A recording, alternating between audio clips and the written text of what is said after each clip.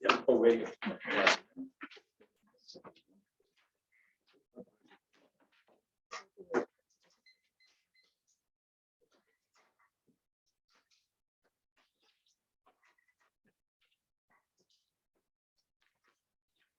Okay, first item on the agenda is the public input.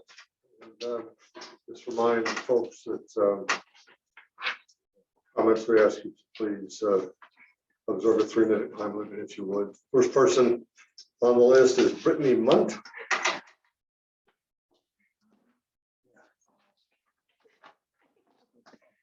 Yeah, you sign up. Yeah.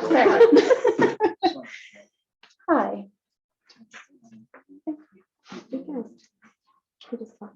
I just talked. Yep. Okay.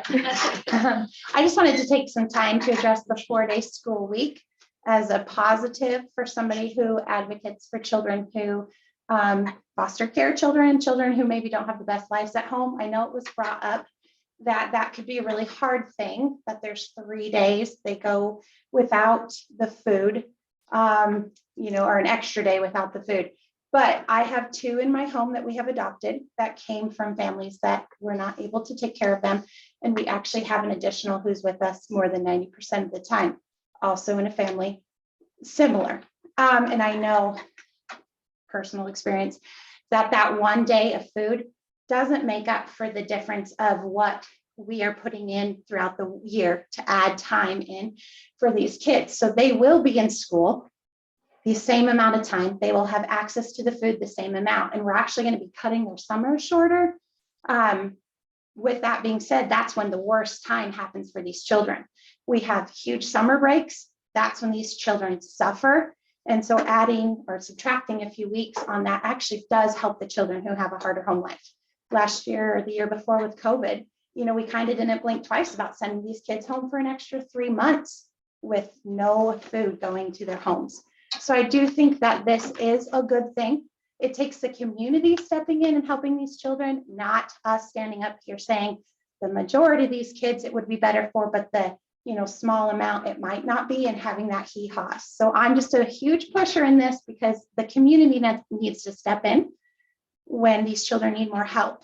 And it doesn't need to come down to us deciding yay or nay on the 4 days.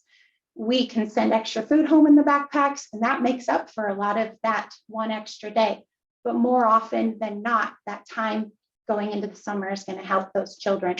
And I guess I just want to really advocate for that, being a mom who has children in my home who didn't have a good home life. That 1 day isn't going to make or break them. It takes a community stepping in, not us saying this is based on what we can do with the school. And so it's a push to, I guess, just let you guys know I 100% agree. I have students in my home that struggle with home lives, and they would still benefit from a 4-day school week. But that's all I wanted to say. Thank you. It's one dog, Mr. There was a I just want to add person to that the just list. missed signing up. Oh, I'm sorry. It's for Jill. what's your name? Jill Lane. Lane? And then topic? Sorry. Just school. Okay, good enough. Thank you. Regarding last meeting, March 28th, item 4 action under involved long-term strategies. I was surprised that the issue of the state's responsibility for financing public schools was not brought up. Since last October, many conversations have been made regarding the financial duties of our state legislators to return back to the Idaho Constitution, Article 9, Section 1, that mandates 100% financial support of our free public schools.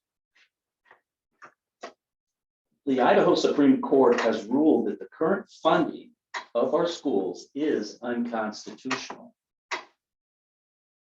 This is something I feel that we need to look at here in the future, is getting responsibility put back on our state legislators. And if I'm understanding this correctly, Ms. Edwards is the legislative representative I would like to hear more down that road in the future if that's possible. But I think that's part of the strategy that's an element of the strategy that you're all looking for that should be incorporated and not overlooked.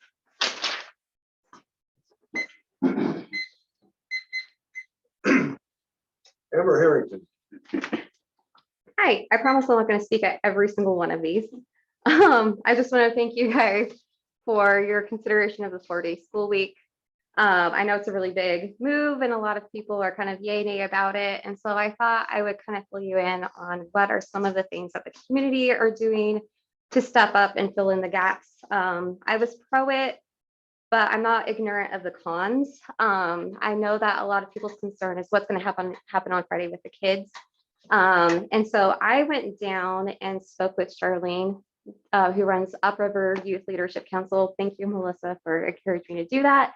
And it was really, really great. It's super doable. I've already kind of pitched the idea around, and what it comes down to is getting our youth involved. And I thought I would just share what it is they do. So basically what it is, it's not just an after school program. They are open 7 days a week. They are open from 9 in the morning until 8 in the evening. They are there for after school. The kids come in, they have a snack, they get help with homework right away. They're also giving into their communities through community service projects. They have partnered up with the fire department. They have partnered up with the elderly. And so they'll go to assisted living homes and retirement centers. They'll do their landscaping for them. They ran Meals on Wheels all last summer down in Kamei. They've had such a success that they expanded into Kuski, and they also started a K-6 program in Kamei. So having talked with her, I was like, we should be having that up here, regardless of how many days a week our kids are in school. We do have kids up here who do need help with homework, who do need help with those life skills that they aren't having help with at home. So I just thought I would, if any of you guys are interested in helping here in this room and getting that going, you guys can, my email is amberharrington1990@gmail.com. We also have a group of us, women and moms and preschool teachers, as well as daycare providers, that are grouping up together to collaborate on what we can do on Fridays for our kids. Kristen Jensen, she already has her adventures program. I can't remember if that's run through U of I. We're looking if we can get enough volunteers for that, then they can expand it for 4 hours, at least one Friday of the month. The daycares are looking at how they can collaborate to get more kids in. If you got this teen center going, you could do a day where it's like, if the kids that are interested in doing education or early childhood development could go and do like an internship on those Fridays and kind of help at the daycares that way. So there's all kinds of solutions. Yes, there are problems, but I think it's our job as a community to find those solutions and come together, and we need to step up for our kids. We should be stepping up for them regardless of what's happening in the school. There need to be opportunities for the kids outside of the school. Bob Smith. Thanks for doing this job. I appreciate it. It's not been easy, I'm aware. I came tonight because of the thought of going to a 4-day school week. I've got 50 years experience working in schools as a teacher, psychologist, special ed director. I'm well aware of contact hours, that how crucial it is, especially for young children in elementary school, to have a regular curriculum 5 days a week. I've worked in, I think, all of the school districts around the prairie here. And I can tell you the ones that do the best would never consider going to 4 days. They strongly believe that 5 days of contact with their kids is the most important. I don't think they have any more money than our school district. They may have more of a commitment from the patrons to support the school. So I would really appreciate that you take a closer look at this, because I've seen it in the paper, I don't know how valid it is, that we'll try this for 2 years and then we'll come back to it. I don't see people coming back to this. Once they get into this routine, it's gonna be, we're a 4-day-a-week school district. And I've also read in the paper, and I don't know how accurate it is, that people have made contact with people in the districts that do 4 days and they love it. I'd like to see some more data, quantitative data, that they can actually prove that rather than saying, I like 4 days. I think we meet the kids' needs. So I appreciate you guys opening this up again tonight and hearing other people. Another suggestion would be is to do some kind of a survey and find out what parents want. I did a little rough guess for parents that don't have relatives, grandparents that could pick up the load on Friday, what it might cost for childcare, just guessing $50 a day. That comes out to $1,500 to $1,800 a school year. So it is significant. So take a close look. I think this should be way down at the bottom in terms of cuts. I love sports, but I think that might be an area where we could start chipping away at some of this stuff. But I would put the 4-day school week right at the bottom. And I appreciate you opening this up. Thank you. Thank you, sir. All right, Pete, I frankly can't read your last name. I'm sorry. Pete. I decline, thank you. All right, sir. All right, then Jill Lane, please. Okay, so I'm speaking on behalf of myself and my husband, Andrew. I think he sent you guys an email this morning, just going over some of our concerns and just kind of thinking about like, yeah, we got a rough hand dealt to us. We didn't pass this levy. What are we going to do for cuts? You guys are in a hard position, and our school, our teachers. I love everybody here. I love our communities. So getting back to the basics, we all have a motto. So I went to your guys's like webpage.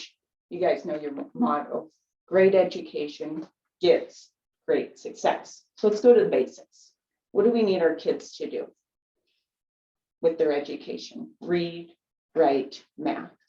So that should be our focus. So I guess as far as going with cuts, where does that start? Starts with our teachers. So what can we do to help them at this point? Let's figure out who should we hire, who should we cut? And we can get something quantitatively, and I mentioned that in the email, where like, okay, we have a teacher's retiring, let's not fill that position. And we can job share. That would be an idea.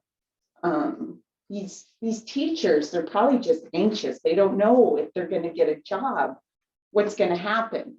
And everybody wants a plan when they're going into their job. If these teachers have a plan, okay, I'm teaching this, I'm doing that, guess what? That's success for our kids. So if we can nail down that, we can maybe understand what we're hiring, how much we're cutting. The other thing to look at, and I put this in the email, is the curriculum. Like that's pretty expensive. If we get a new curriculum for next year, that's a quantitative cut, okay? Whereas like with the 4-day, I'm not a big advocate of this. And we don't even know if it's going to save money. We don't know. Whereas the other two, we can help our kids out. We can make some changes right off the bat. And then we're not scrambling August like, oh, this person's not here. We're looking for somebody. And that did happen last August, where we were looking to fill those positions. If we have a plan going in, then these teachers, I know these good teachers, they're going to be in this summer. They're going to figure out what our kids need, and then our kids are going to win. So, you know, if we like making cuts, we need for them to read. We need for them to write. We need for them to do math.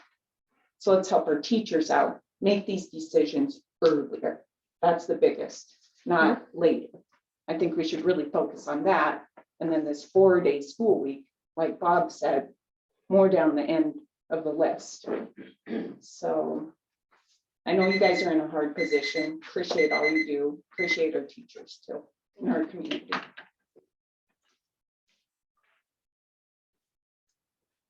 All right, the purpose of these workshops, as opposed to regular board meetings, just FYI, is to get some of the more mundane things done.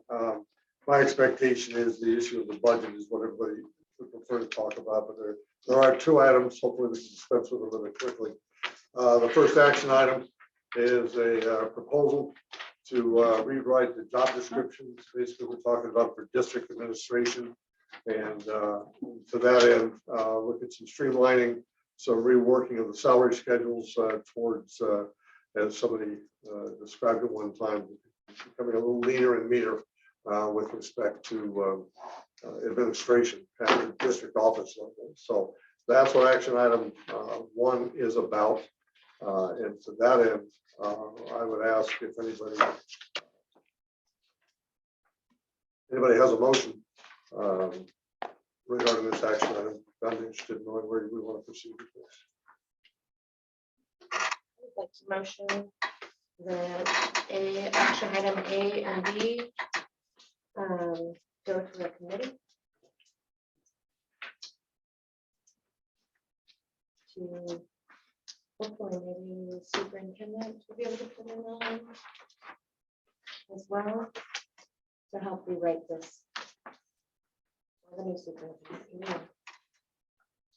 Thank you. I would just say probably your new person's going to be best. I might not be rewriting these for you for this particular piece, but some of the constraints with some of the budget pieces that you're up against, I think is where this is probably being driven by Mr. Dunn. I've had a chance to visit. I can certainly provide some review of those particular pieces, make certain that, you know, some of the real general points of their duties are being met so that you all know that they're being hit on. For instance, the payroll clerk, even in that job description, is probably lacking 15 or 20 points that Becky Gearing has done for many years. And I guess I would say part of that is dusting off something that someone's done for 22 years, 35 years, you know, all of a sudden I'm pulling out job descriptions for you to say, here they are, and they not fit real well. Right. So condensing would be probably I'd be throwing more bullet points. And if I'm thinking clearly, you were trying to maybe is there a way to fold in some things that could have a better restructure? That's a possibility. And what some of the duties might be, I think a big one, still tell your words, Larry, is cross training, real important. More than one person could run payroll. Someone was out ill or something worse. Some of those big key items that have to happen monthly, those accounts payables, be able to jump on accounts receivable, so you be on top of things that are coming in at a rapid pace, processing warrants, basically purchase order pieces in a timely manner. So. With respect to Lacey's motion to form a committee, I assume this would be a board committee. And I would second the motion, and I would agree to be part of the committee. I would mention for everybody, if we have a board committee, that is a committee that's just within this body, in order not to have a quorum develop, only 2 members of the board could be on the committee. So it's basically a little working group is another way to think about it. So there's 2 people involved. That being said, I'd like to be on the committee. As obviously Mr. Fisk has pointed out, it's an area of interest in mine. So I second the motion. Any further discussion? About the intent of your motion, or were you thinking more like district personnel, or just asking as a point of information? Yeah, I think just as far as being able to like not cut down the position by no means, but like really bullet point what we really need done. Like what she really, really is the most important. So that way we'll know. With superintendent as well, right? Or the No. new superintendent, either one. Right, with Either one. Larry and whoever else and the superintendent What- and the person who currently has the But job I think- position, and then- right? And then, you know, we would probably want to put a time limit on it, like maybe have, I mean, obviously we would all. Because, also, Agree.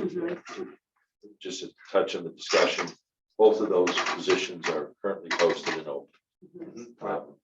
And, just so that's in motion, Right. as you know.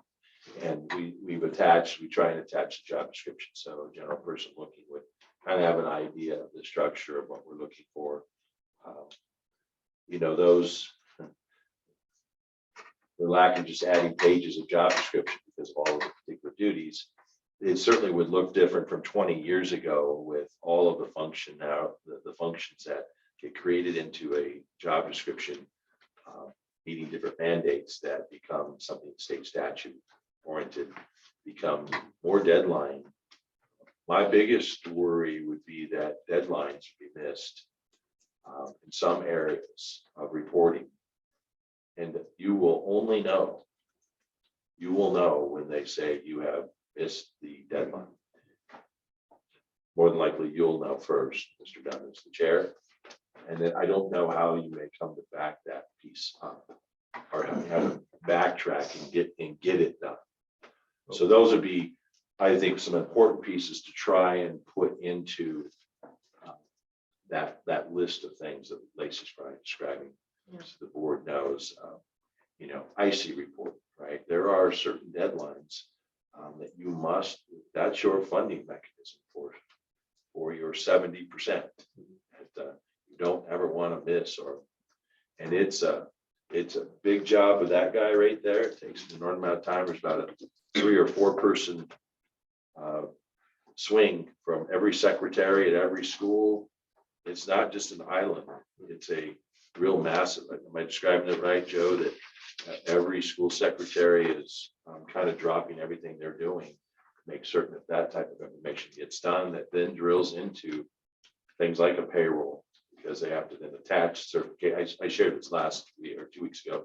Share the certification attaches to the right subject area. They tell me it's the triangle. Well, I completely agree with what you're emphasizing. You're kind of singing my song with respect to why I want to look at a comptroller position who has management authority over the various duties you described, so that we have a little bit of redundancy. We have some ability to make sure we have more than just one person who's responsible for the overall job as well as the particulars of the job. So I would, I guess I assume, but I guess I want to say, I hope we can have your help in getting this done. I'm certainly happy to help. There's no doubt around that. Certainly, it would be good to review some of that. I think probably a good review is someone like Becky Garing, for instance, the payroll, saying you missed these 10 things, Todd or Lacey or Larry. So really having the review from their perspective of decades of work there. The institutional knowledge, it's a lot. The blueprint is lost massively. So there's I think it's going to be important to try and capture. So back to my question is, what was the intent of this committee? I mean, who's all on it? But your motion. It depends on who wants, like, you can only have 2, so if you want to be on it. That's not what I'm asking. I'm asking, are you intending for this to be 2 board members sitting down and trying to rewrite job descriptions, or you're saying board members and district office staff? I'm just asking. I was just saying like 2 board members and more than likely the superintendent. To sit down and be like, okay, we can take this off of her plate, so that way she can do better at this position or this right here, maybe ICs or this, and that can go back to a high school secretary, or it can go, does that make sense? Any who's ever involved could just give feedback to Todd. Todd Yeah. could bring suggestions. Yeah, I guess one particular review is and listen to you all 5 discuss what you're trying to sift through is probably a starting point. And I haven't done this. Mr. Dunn and I just happened, as we set some things in motion, have a better discussion, is having these, at least these 2 roles, review what there is now and just cross out or add, and then can get back to the committee and say, right, is there ways of, well, Lacey said, are there ways of maybe school secretary, one of the school secretaries could take over particular of those duties. I think what you'll quickly learn is just how much heavy lifting was done with really a small, I have been shared many times, the administrative office is too heavy. This is a massive school district. It is not too heavy.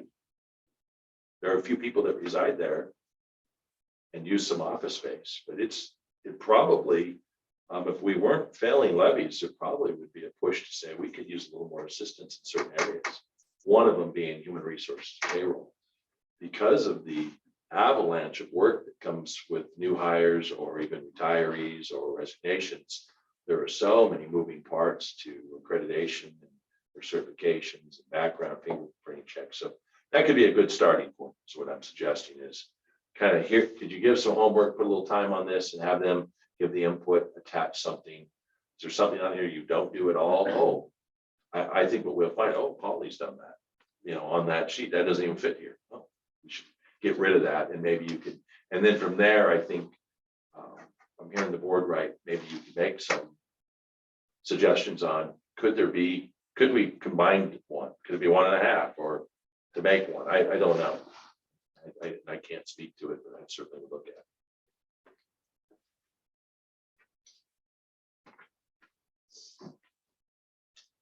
So we have a motion on the table. We have seconded. Any further discussion? Anybody want to be on this committee?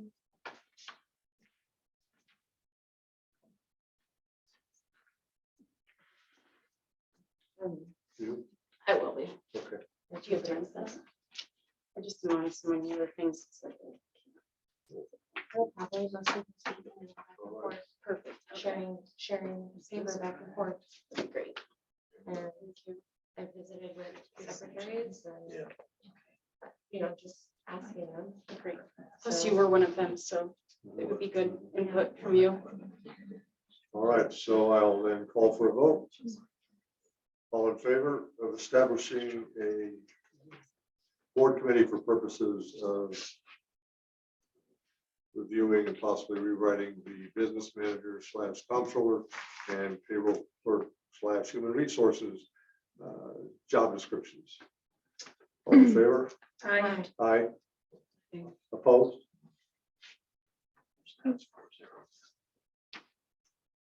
Okay, I apologize. There's an information line on here for board signatures. We adopted some revised policy at the last meeting and on the code of ethics in 1605 and the board members. Is that going all the way down the line? Yeah, we have Yeah, this. okay, but that's We'll done. bring it to We the just next need to get meeting, signatures on that paperwork and that's been taken care of. and then we'll get it posted once that final signature is on those documents. Just for crossing Ts and dotting Is, action item 1, it shows administrative secretary was also on the list for possible rewrite. We're just going to go ahead and table that for a later time when we come back around with the comptroller and the payroll clerk jobs. Everybody's okay with that? I'm not, if it's on the agenda as an action item, someone would have to make a motion to table it.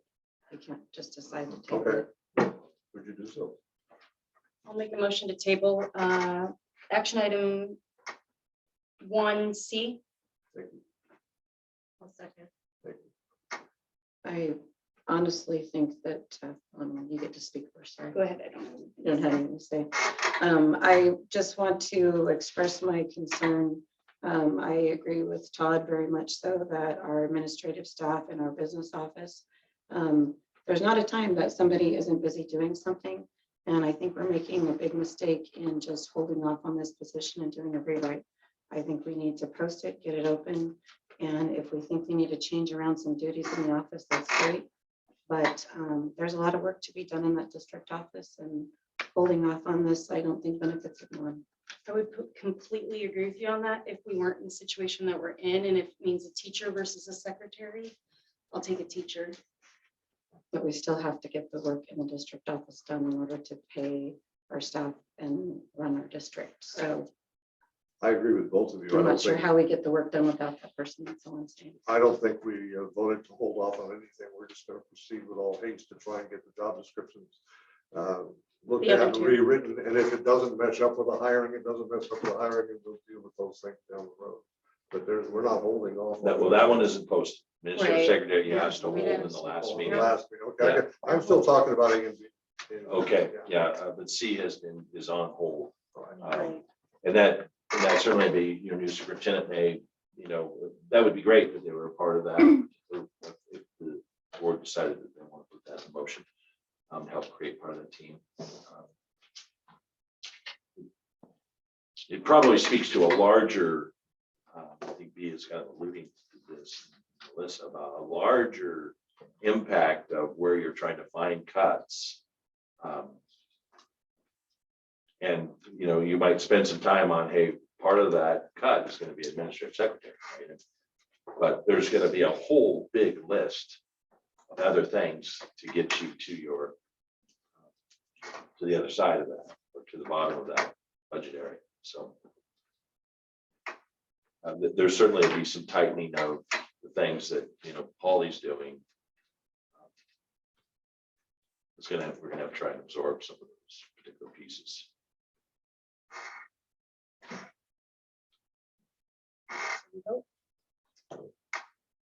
Okay, I don't think we have a second. Okay, did you? Yeah, Lacy second. Okay, Oh, yeah, first. Made the motion. I made the motion, Lacey seconded it. okay. To table. To table the administrative secretary position. All in favor? Aye. Aye. Opposed?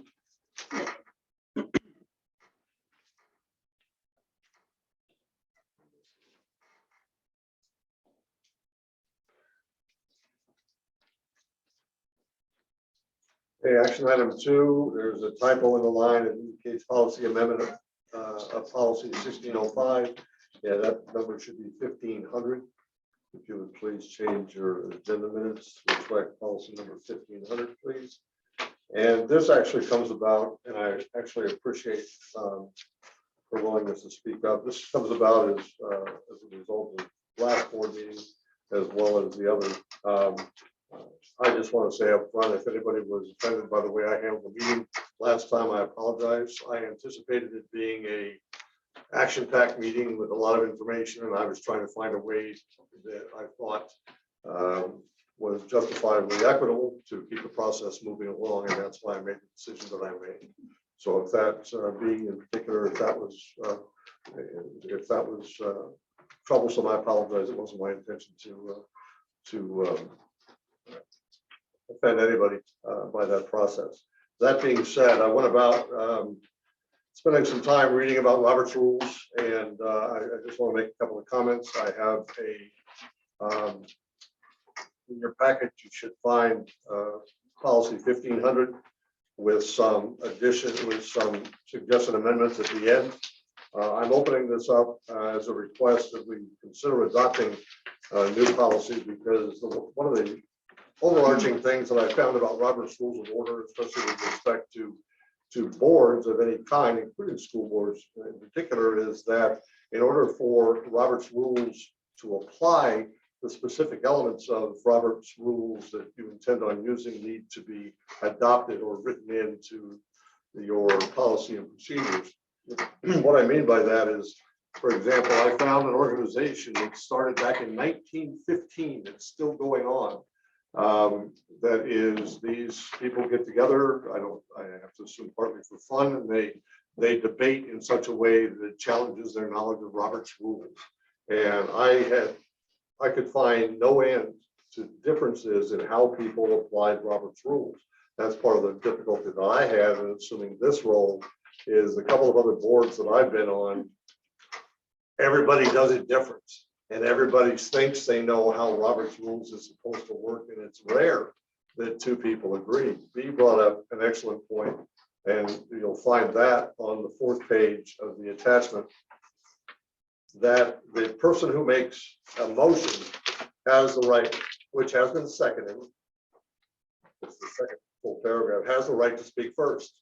fair enough. That was a very consistent thing. So that's something that I suggest that we adopt as a procedure for this body. Now, I don't, what I'd prefer to do, because I know we need to get on the budget things, which frankly are in many ways more important than this. What I would like to do perhaps is, I just gave you that as an example of how I approach this. I also gave some references for where I came up with the information that I quoted in here. It's not large, it's 4 brief paragraphs. I just wanted to start a discussion and then possibly a revision of the policy. And the policy I'm talking about is called board meeting procedures, admin stuff. All right. So if we're gonna adopt Robert's Rules of Orders, then let's all know what rules we're talking about. Because right now, the only rule that we have that pertains to Robert Rules of Orders is in a different policy altogether. And it's the qualification, terms, and duties of board officers, policy 1210. And it makes one statement, which is a Robert's Rule of Order if you choose to adopt it. And here it is. So we did. The chair may not make a motion, but may second any motions. That's it. That's the only Robert's Rule in my reading of the policy that we have adopted. So I'm just suggesting what I would like to do, unless you want, absolutely, we can have as much discussion on this if you want this evening. What I hope is maybe that we agree to, that I can get a motion to agree to somehow open this process up so we can refresh our policy and have a framework that we all can live with. I move that we table action item 2A and maybe do this at another time when we don't have bigger things to discuss. Second. Okay. All in favor? Aye. Opposed? None. All right, that moves us down to the last item on the agenda, which is 2022-2023 school year budget. I am open for a motion. So any direction you want to put? What you want to discuss first, I'm fine with that. I don't see the necessity for being rigid in this respect. There's a lot of ideas on the table.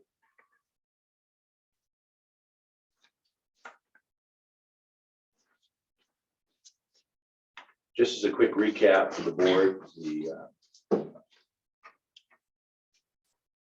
there obviously are a lot of moving parts and a lot of pieces for you to consider.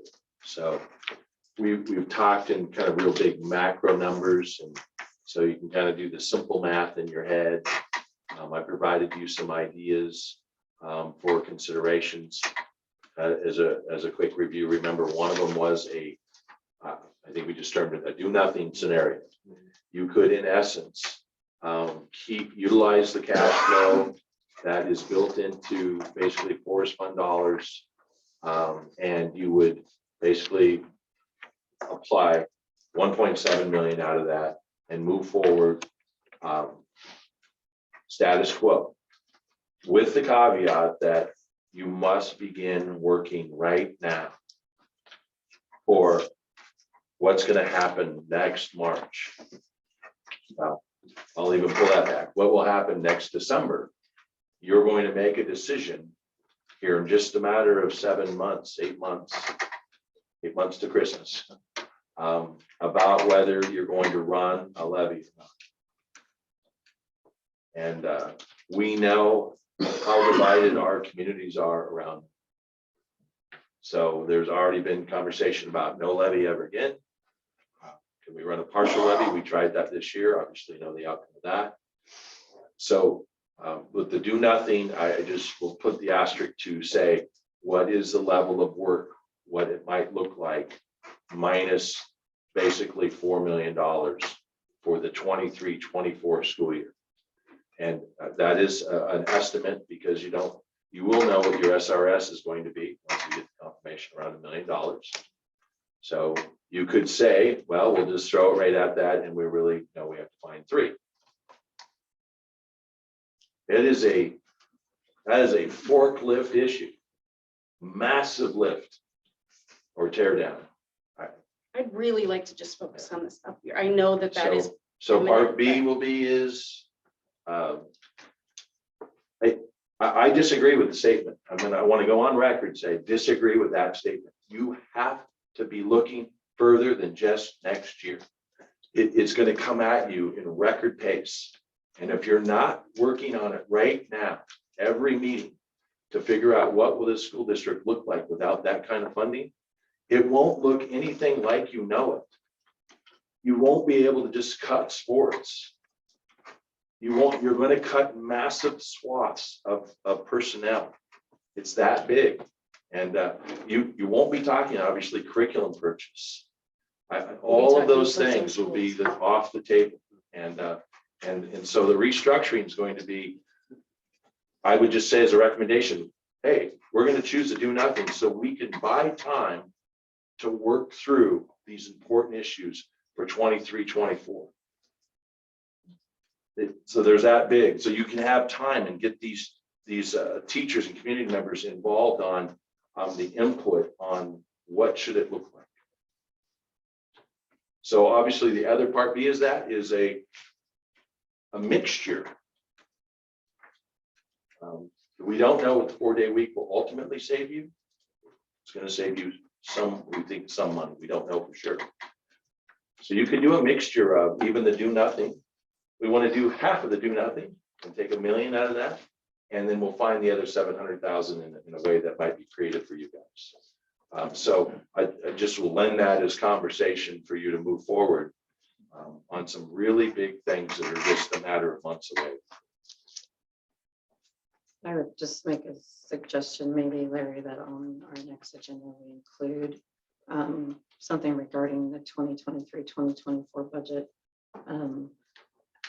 My only thought with that is that if we were to form a committee of a couple of board members and our existing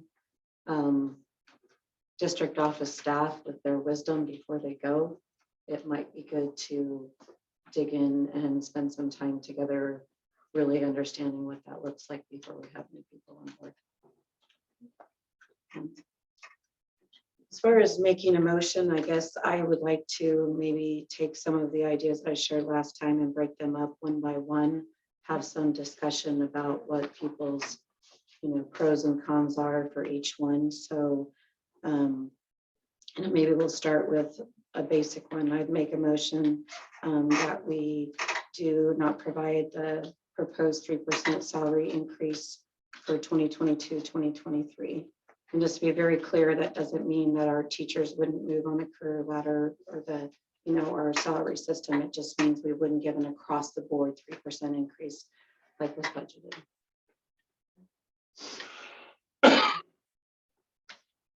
I would accept.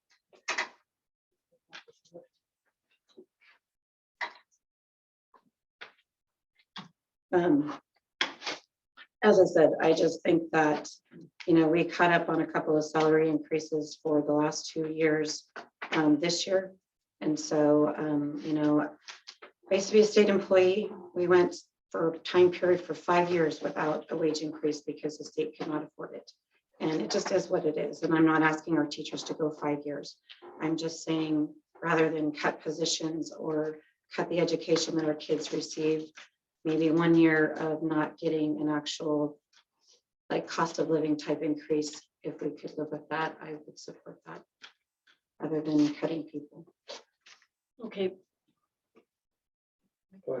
So this year they got the 2 steps on the career ladder. So that would still, you would still implement that. It would just not be, it would just not be 3% on top of that. That's what I'm saying. It has nothing to do with their position on our salary schedule. If they're set to move on the salary schedule that's already budgeted in, that's totally different from this. This is basically like we did this year, where we gave a 2% increase for 2021, 2022, and 2022, 2023. We gave 2 increases. It would be not doing that for 2022, I'm sorry, I said that wrong. We did 2 years. We basically caught up for the year that we were frozen. And I'm not talking about moving on the career ladder. I'm talking about all our stuff across the board. what we gave to administration, what we gave to teachers, what we gave to classified for everybody, we wouldn't be doing the 3% just increase on everybody's wages. So it has nothing to do with moving on the career salary schedule at all. Those are two different budget items. And in order for this to have somebody not move on that salary schedule, we would basically have to declare some sort of state of emergency. So those are two completely separate things. So they will still get that pass-through money. They will still get that. If they're moving, let's say if they're moving from a P1 with a bachelor's to a P2 with a bachelor's, they would still move to the P2 with a bachelor's. What I'm saying though has- is they were guaranteed, every teacher was guaranteed 2 steps on the career ladder in legislation. I know, that's what I'm saying, that this has That would nothing to do not with it. count. That would be, okay, You're not This is just a touching. cost of living increase. okay. Yeah, we're just It's on talking top like a of- 3% across the board cost of living increase was put into the budget. I'm saying us not doing that roughly takes $310,000 off the board. And this is for teachers only, or This is for everybody. Okay, It was just put classified as well. 3% into the budget as a whole number. That just resides there. How you maybe would have divided that up. When you build that budget, we built also cost of living in there. That's what put it, you remember at the beginning, it was around 3.8 we needed for a levy request. And then the question was how to get to 4.1 was we added a percentage of cost of living and that 3% piece in there, just embedded it into the budget. So that's where how it rose to that. So So I feel as long as they get those 2 career steps, and of course, this is a negotiated item, so we can propose this in here and then discuss it with them. The 3% increase is not a negotiated item. That's what I'm saying. It has nothing to do with teachers' salaries in that respect. This is just they a, would negotiate for it. right, they could. Right, that's but what I'm saying. This is just a 3% that was in the budget for cost of living increase. And I'm saying, we would say, we don't want to do that at this time. Okay. And the classified who are getting 7% from legislation would still get that. It's going to drive your factor for what you receive under that portion of the state will include those particular pieces. But it does not include you finding a way to save what you haven't made up on your 28, 30%, the loss of the levy, right? So there will be factors that we'll learn more about as the remaining formulas come out. But yeah, those will be generated and served into those particular people, which will seem a little bit odd because as the legislature has, as you're sharing, even this a stipend or bonus piece, this $1,000 generator. Now there's an amount, but now you can take your amount and divide it by your number of staff. It may not be exactly 1,000. So there are bonus pieces that were built in around the ending of COVID piece. So that's yet to be realized as well. So at the end of all of this, could staff still see a increase? They could, which is good news. And that could help districts like ours say, we're not going to do this at a 3%. We're holding because of the financial crisis, right? That we're in. So you could kind of pull that back. It's an interesting piece, and I think you're alluding to this, P, is early in June, there's nothing to hide through the union or negotiations that you try and build in what you think you can do, right? So when you sit down and start to negotiate, they can say, well, we want 8%. And you're like, we couldn't even budget for that. That's not what they're doing. Do not quote me, Lori. I just want to ensure Yeah, that that is not what they're doing, but I'm Yeah. just giving you a gross example of, you already kind of play the hand of, we want to try and take care of our team, and Right. here's what we're trying to do. So I'm just saying, I will clarify my motion to be very, very specific. The 3% cost of living increase that we built into the budget, approximately $310,000, to just take that piece out of the budget. Okay, I'm not saying we don't give anybody increases if the legislature gave something for us to pass through. I'm just saying we put a cost of living 310,000 increase in there. I am proposing we take it out. Great, just want to clarify. Is there anything else in that, in your motion, or you just, is that your motion? We're gonna do this one at a time. One at a That's time, my motion, okay. baby steps. I see what you're saying, okay. And you want to renew the second?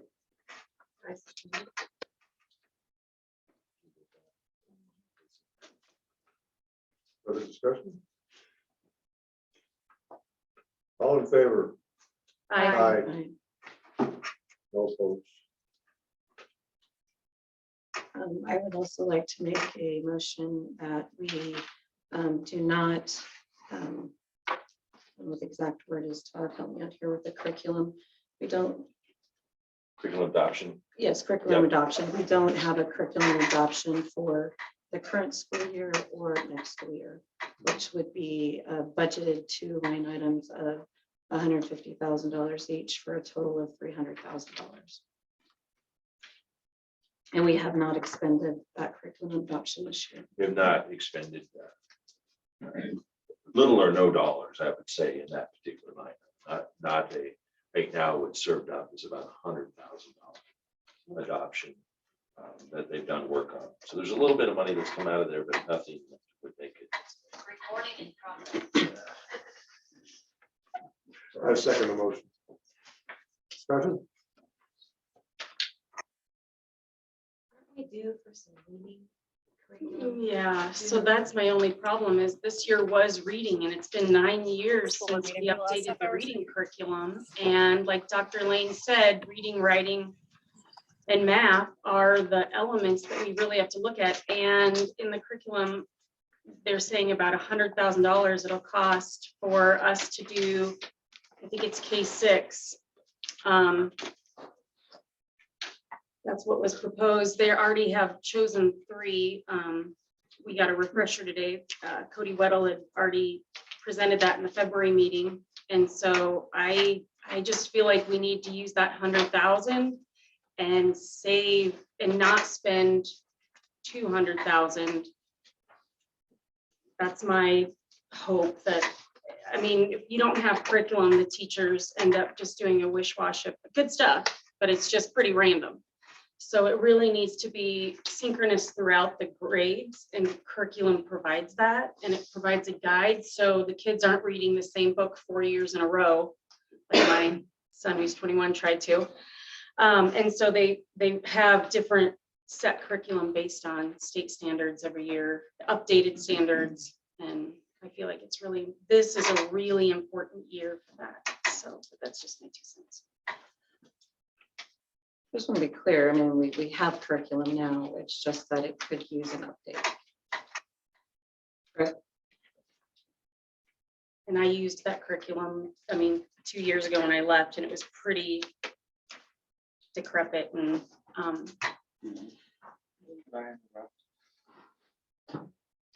We don't have full curriculum. It's some parts of that curriculum are no longer available. We can't download those online resources. So other than the printable materials, we don't, or the printed materials, we don't have access to, like shared reading where we have kind of a thematic unit.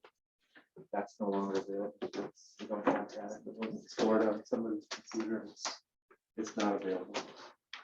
Thank you. So told in the- I didn't want to interrupt. The format doesn't allow it to take time. I know, I appreciate what you said. That's why I wanted to hear it. With just information. I made a mistake last time on that one too, so we're all learning. Anyway, go ahead, please.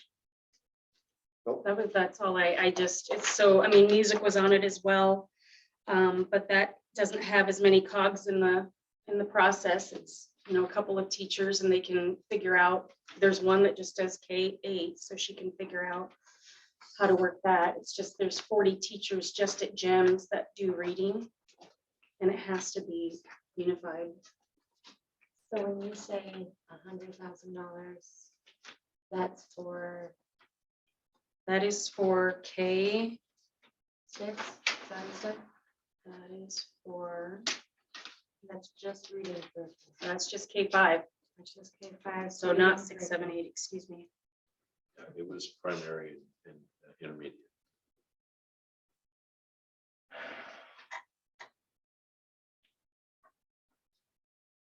No one right here like that. Well, in the motion, it's 2 years.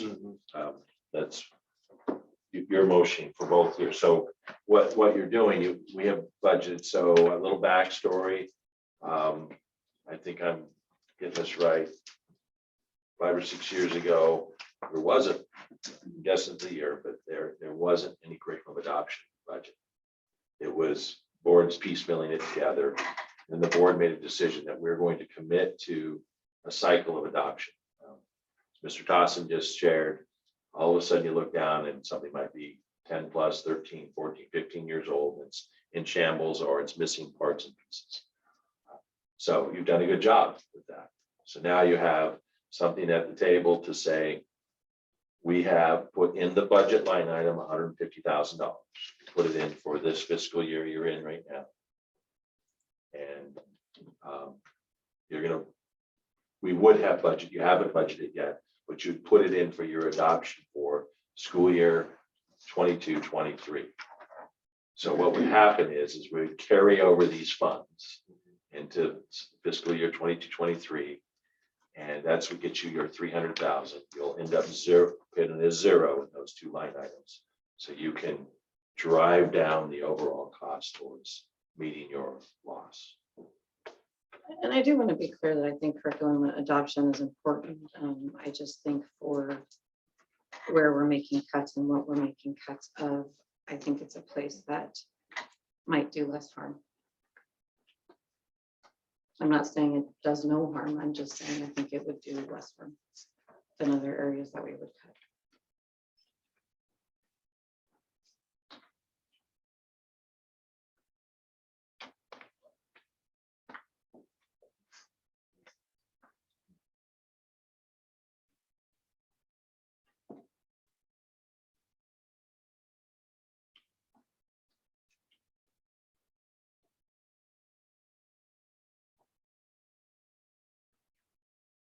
I just worry that we're gonna come to these 2 years without 2 more years worth of reading curriculum, which is 100,000 for 2 years. And then 2 more years down the road, but then we're gonna need reading, math, kind of different curriculum as well to go along with it. And then we're gonna be, I just feel like we're gonna get that much further behind, and then we're gonna be. That 100,000 is an approximate from Cody Weddle. They have 3 still on the table, so they aren't really sure of which one they're going to choose if it happens. They tabled it because of the levy not passing, and they have different expenses, different costs per curriculum. And I do share your concerns, Lacey, but it's just if we don't take it from here, where do we suggest we take it from? I mean, where are we having the least, right, the least amount of harm? And in a perfect world, I wish we would have passed the levy and we could definitely keep adopting curriculum like we need to.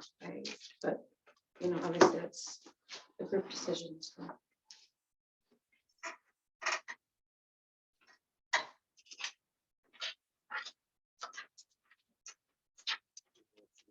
On the table that has been seconded.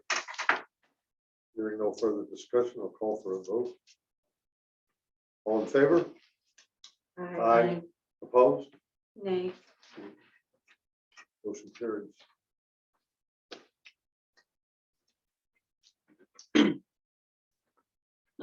I would make a motion that we reduce our cash flow reserves from the current status of, I think it's about 45 days-ish. I think we're at 45 days, right in that neighborhood. Actually, it's a little over, it's right at 2 million, 2 a little, million. so it's close to 60. You know, we figured about a million, right? A 1.1 or something like that. So it's a little lower. I would make a motion that we reduce that to approximately 40 days by taking 700,000 from our cash flow reserve and putting it towards the budget deficit. And that would leave us with a cash flow reserve of 40 days.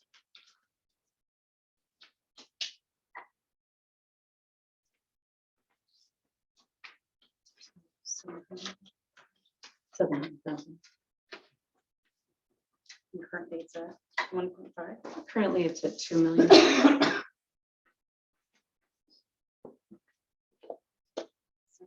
So we can discuss it. Or I believe it's like, is it 2 million or 2.2? I think it's 2.2. So, it's embedded in your force. Right. And so it can kind of be that number, what you want in between there, but we have calculated about 1.1 a month. Give or take, and you just kind of figure out what type of things may come due that you have to pay, then account for that on those months where you're not getting tax reimbursement. And so that's what's carrying me through that. And as we've discussed, or I've shared with you, you could drive that a little further down to 30 days. What they're sharing with you is a 60-day is a general practice for an entity such as a school to have on hand. It's a recommendation. It's not an obligation. I think you're right. I think it was 2 million is what we had kind of put on all the budgetary information. If we took out 700,000, that puts us down to 1,300,000. We do have 212,500 that basically just sits in our budget every year. That's for unanticipated whatever. So between the two of those, if you put them together and called that our cash flow reserves, that would put us at approximately 40 days. And that 212 it was a contingency number. There was just how do you come up with it? There was a factor that's put in there, a percentage, a contingency of you under budgeted for some line item we hadn't really given thought to, or had no way of knowing something occurred throughout the year. You grab that. There are many years that it carries forward, and it is something that you could grab, as Melissa just alluded to. And so you start getting into this rough numbers. I'm thinking around 1.5 if you grab that with what you just shared, Melissa. Yeah. So then you have the ability to kind of be into a position where the board can do a little bit of wait and see if you want it now, and see what really does come into from the state into things, and then be poised to maybe have to grab something else that you think we better try to make it to 200,000. You understand what I'm trying to say? Sure. Yeah.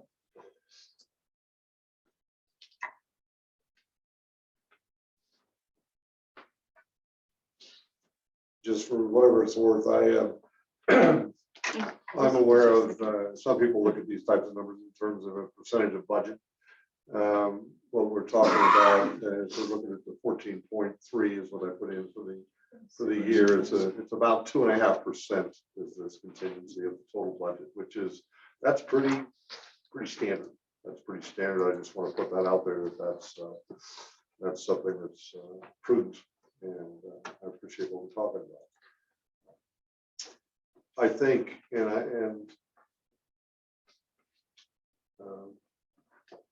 God help us, we don't have to deal with anything like this, but we do have options, for heaven's sakes, if something crashes through the roof of the school and we need more money to cover it, then we do have, and this is, I know, will be a big favorite with people, but we do have the option of running bonds to pay for things of that sort if we had to raise funds. I'll just put that out there in terms of a backup. We're not dead in the water. We're not going to be standing there with our hands open with nothing in it. If we had a contingency that wasn't covered by what we had in the bank, but I think what Melissa is suggesting is sound. And there's also carryover too. Yeah. So you are all making best educated guesses you can, many months in advance of the expenditure of a budget, right?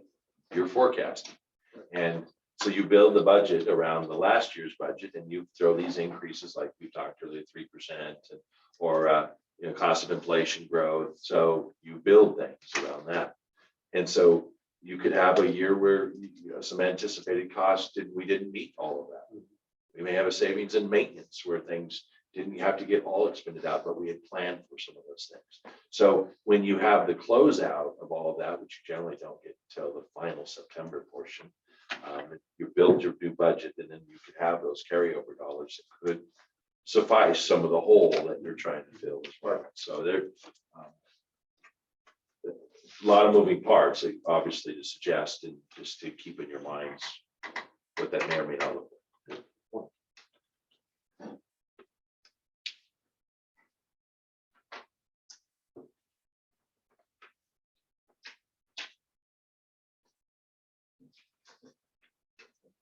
So there's a motion on the table of 700,000 of cash flow, lower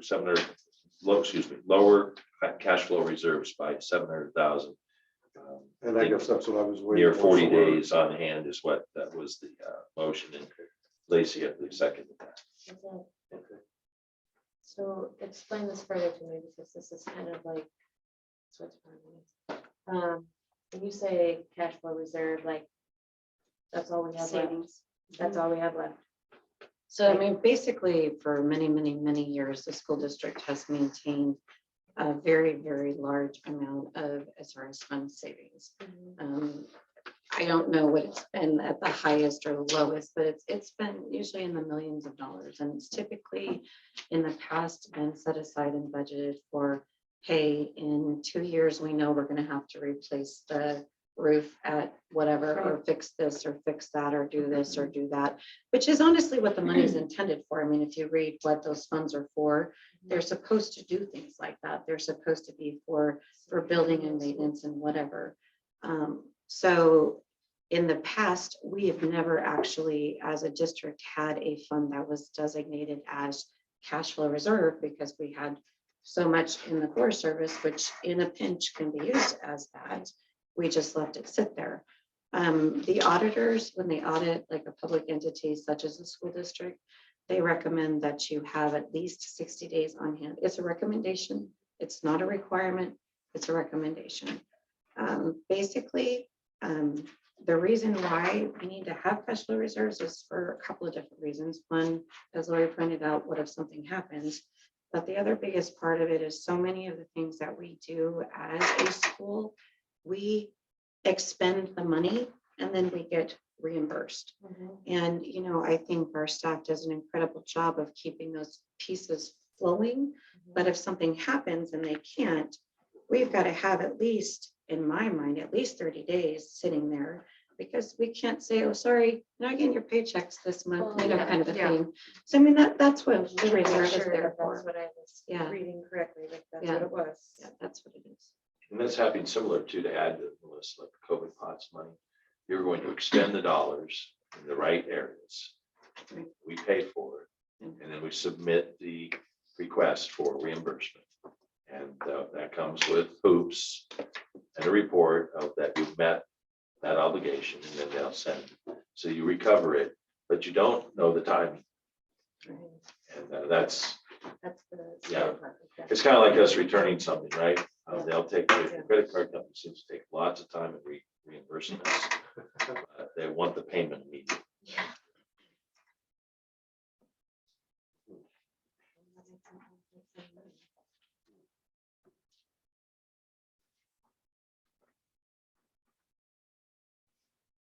All right, hearing no further discussion, we have a motion and a second. Call for the vote. All in favor? Aye. Opposed? Nay. Motion carries.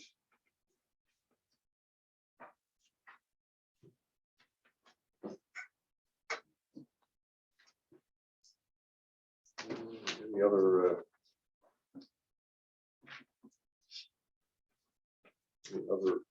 motions on this item?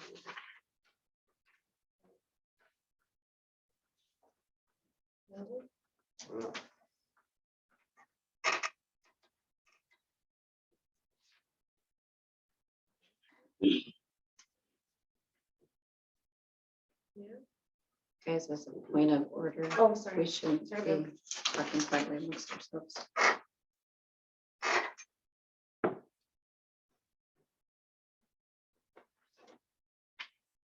I know it's not the popular motion, and I'm sure this is why my motion failed last week, but I'm just gonna make it again. I would make a motion that we cut extracurriculars for the 2022-2023 school year.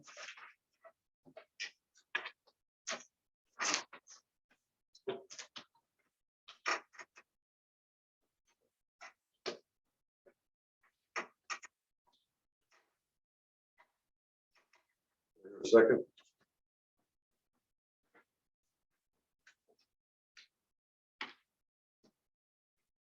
Motion fails for lack of a second. I move that we cut all transportation and any frivolous spending, well, I shouldn't say frivolous. Extra spending on any athletic events or activities. So basically, we would pay for coaches and we would pay for refs. And there would be no uniforms, there would be no busing, there would be no anything else, just the bare minimum.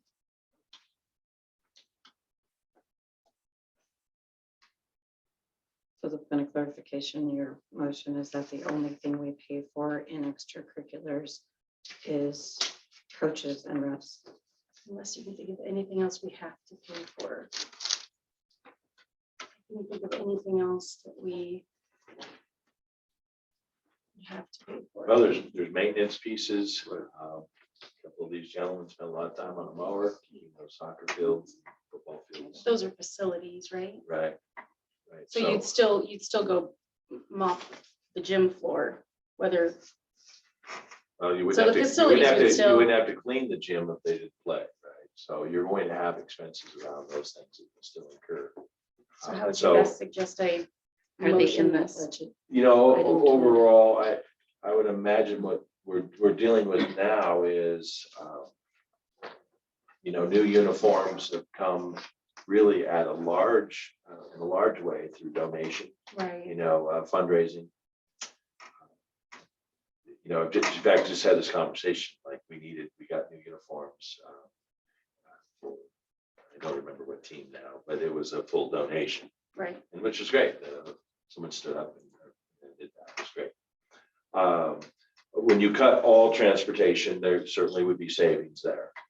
When you're not transporting to any away games. And what that does too, is a reminder to the board, remember, all extracurricular activities on our bus are what we call bad miles. You get no reimbursement.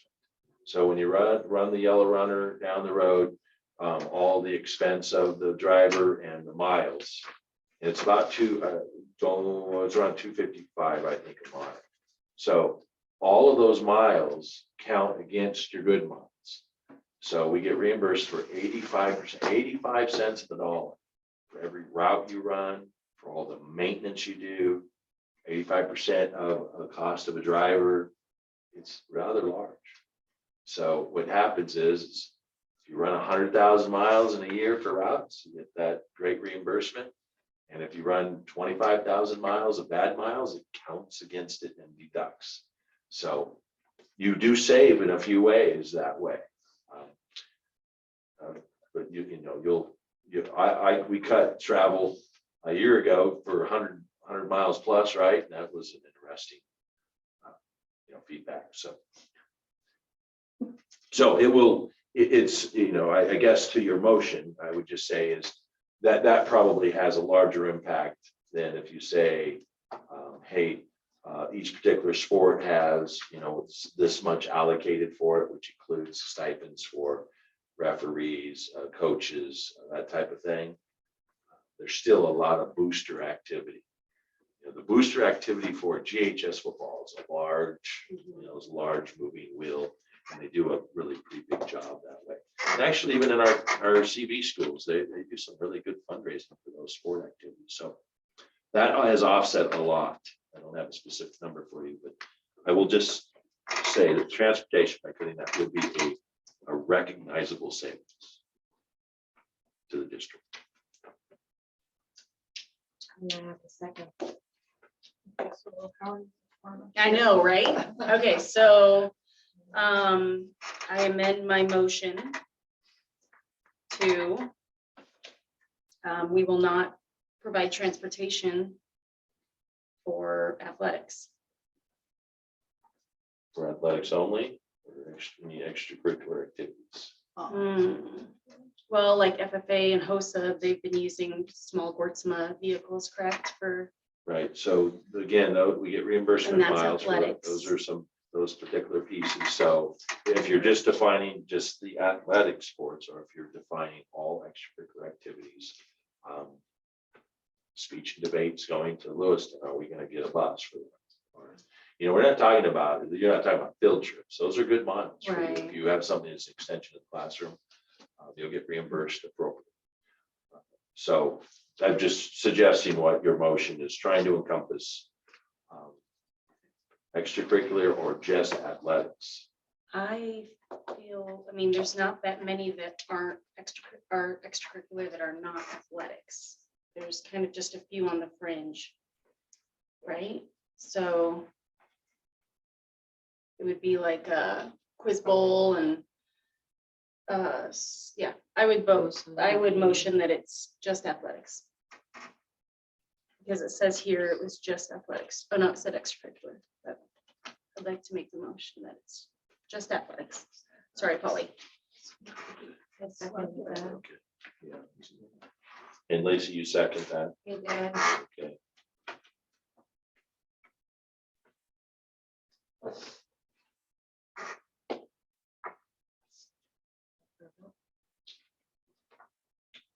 Hearing no further discussion. Call for a vote. All in favor? Aye. Aye. No opposed? I would like to motion that since we cut the transportation to sports, that they are allowed to fundraise for their buses. No, a couple years ago, we were not. Well, I know the band just took a Disney trip or a trip to Boise with a fundraise class. Is that? That wasn't in my clarified? time. I did not put anything out there that said you could fundraise for that. So if you, I guess if you want clarity around that as a board, you guys can certainly decide that. It's up to you. Okay. Let them- I would concur that there certainly have been situations where, you know, state baseball 2 years ago went, you know, they went top notch. You know, parents stepped up and bought a really nice, it was a commercial bus. Just like we've said, some parents stepped in and just bought uniforms, you know, in both of our schools. It's been, I don't want to just single out one school, but both schools. So, you know, obviously, if you're suggesting that, hey, someone says they can fundraise, what the board doesn't want to hear is, oh, Kuski never gets a chance to do that. Grangeville always gets it. You know, they've got the people that are buying the buses for them. And those things do happen, but they also happen down in Kuski for other particular pieces. So I guess ultimately what I would say from your motion is we're not stop signing administration to say, no, we won't allow someone to say, is that okay to use booster funds to pay for the bus to go X? There is a liability to the district when you don't put them in yellow buses. And that's what schools are having to do because there's large costs associated with transportation.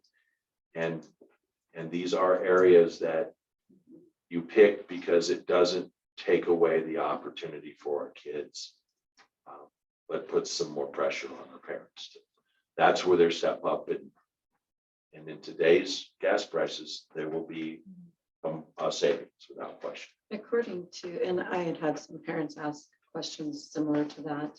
And I had asked Becky what our, situation was. And she said that unless it is, we're not allowed to, or it's illegal, someone can make a donation to the school district for whatever and specify what they want it to be for. If what they want it to be for is illegal or we can't accept it, we would just return that donation.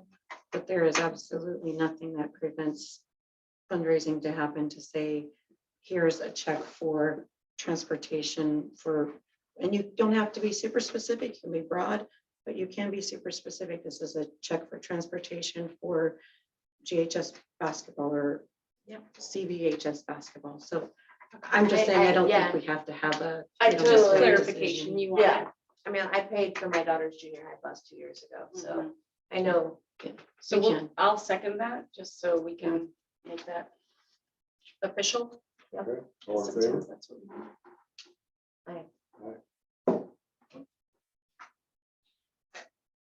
we do. Standing, I don't think it's a Kinda valid motion, Yeah, so that's that's fine. fine. So, but we gotta clear that up. I Two- seconded Yeah, you seconded it, and then we went to vote, and it was a 2. 3 yeas. You said yay, it'd be, okay, so it was a 3, Sorry, and you thank you. just I abstained. abstain. Yeah. I would, after reading these cuts list here, I would like to motion the board to cut the board trainings from $20,000 down to 10. I second that. It's just a line item in the budget. Would you repeat that? Uh, Board trainings,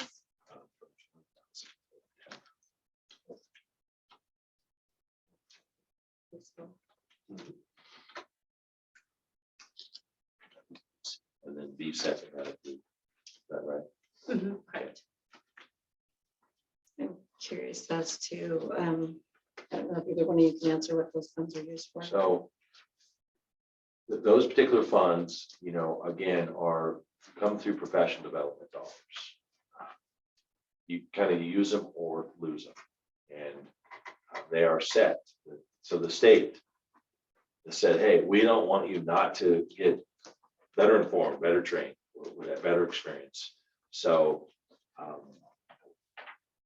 would want to follow up more deeply with that particular line item, Lacey, because I want to be certain that you just aren't cutting something that is just going to sit in this account, and that's the only way you get reimbursed. When Polly set you guys up, for instance, to go to the state conference, all of those dollars are reimbursable for your attendance. And so the legislature put into motion to help drive your experience and growth in education. So I'll just leave it at that. I want to be sure. I know it's not a huge line item, and what you're trying to do is probably correct. That would just be my discussion, as I just would want to make sure that we were cutting funds that actually came out of, what would have been levy funds if these are state, that's something that's Yeah. state funded. right?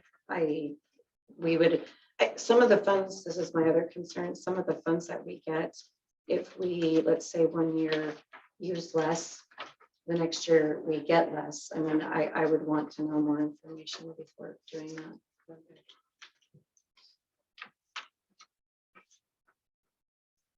All of those. We have to. We have a little, excuse me. All right, hearing no further discussion, I'll call for the vote. Excuse me. All in favor?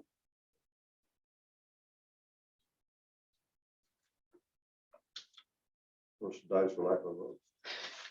Well, I believe 4 nays, I assume. Yeah. Four nays, Exactly. fine, 4 abstains, Okay, perhaps. yeah, I'm okay. the first Okay. to abstain. We'll Yeah, have to- and I'll do a little more research, at least you see if there is Yeah. something. See if that's- we don't wanna lose it. I would just say for the board, as you guys are thinking through these particular pieces, is that the unknown number really is B's last motion around transportation. Right. But it will be a number. It certainly will, a big portion of that extracurricular line item. Take a kind of a wild guess, you might realize a few $100,000 in the course of a year. What I don't know is that was an all extracurricular, piece. But obviously sports does account for the majority of that particular travel, so. I want to say it was 125 That's- to-ish Yeah, okay, last year, but we still paid for going more than 100 miles. If you take that out, it might be 150, 175-ish. so you'll see a number in there Gas, that's 200. reasonable. And with gas prices, it's gonna be more. Okay, So I think we're at, if I do 4th grade math here, I think we're at, Hopefully, let's Yeah, say one. I've got 1.7 minus the no increase of 3%, which is 310,000. Then I've got no curriculum, which is 300,000. Then I've got taking savings of 700,000. And then transportation to athletics, I estimated 200. So that would leave about 10,000 left. but that's just. Yeah, I think that that's just some change that you guys will easily go one way or the other with the. Oh, it looks like 1.5-ish. Well, and and maybe that- plus or minus. Yeah, and then.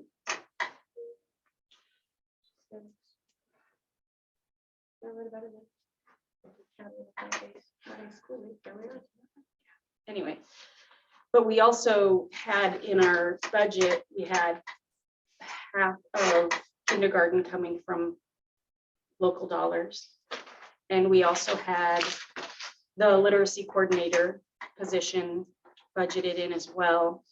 So that does Well, add. remember your literacy funds will. Oh, your that's right. income. Okay, that's right. That's right. And Yeah. also a reminder on the kindergarten piece, it's going to be a factor around assessment. Right. So they, May or we're may gonna not have be to all right. be tested, and then you will realize perhaps dollars with the need, but that's gonna also come with, how do you apply perhaps your literacy push to get them, those kids that don't pass that particular test. And you're gonna really have to be testing them almost in your day one, so you can start to get that factor that starts to generate. So that's starting to come out of the wash right now.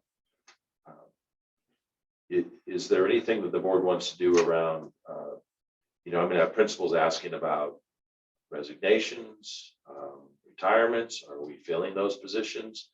You want me to be giving them, move forward? If you have a hole to fill, we're not creating anything new, I understand that.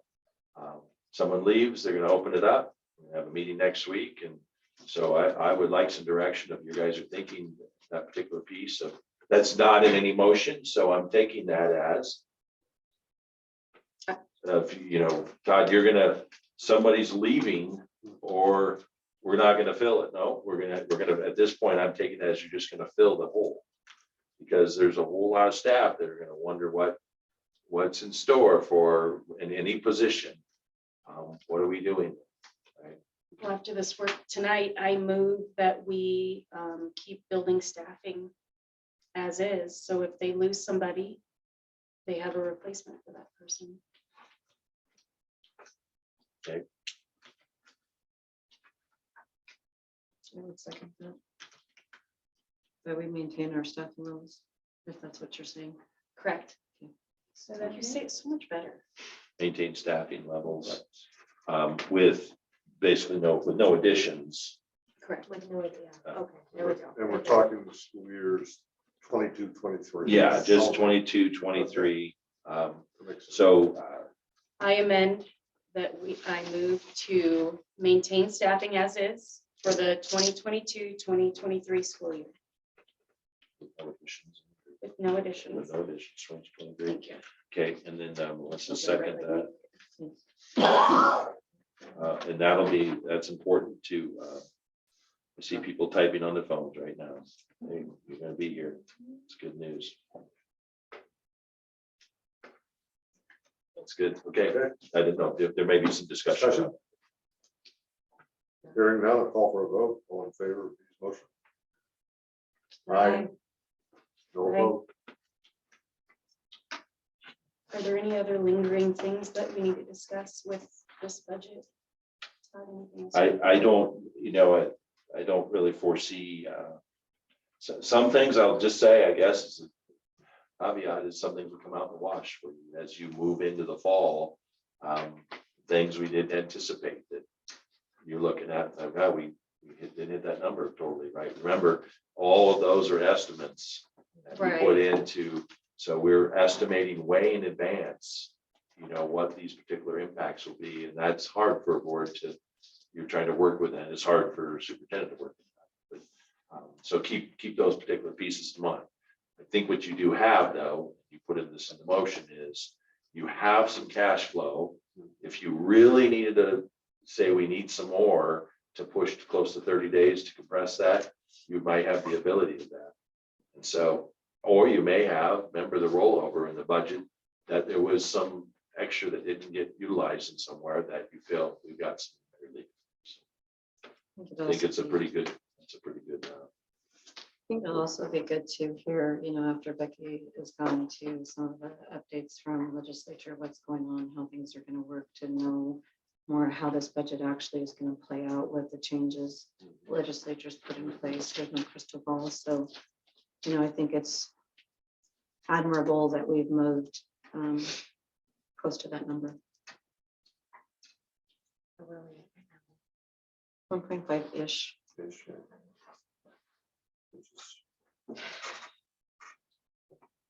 Fairly adequate, I guess I'll say. It'll be good to hear more from at the next board meeting. Yeah, I think that, I think you're right. No, that's not in there as well. So that'll help. All right, any further motions with respect to item 3? Hearing none. I will say, and my apologies, I'm full of apologies today. Mr. Smith was not able to join us this evening. He's not feeling well. That being said, we are adjourned.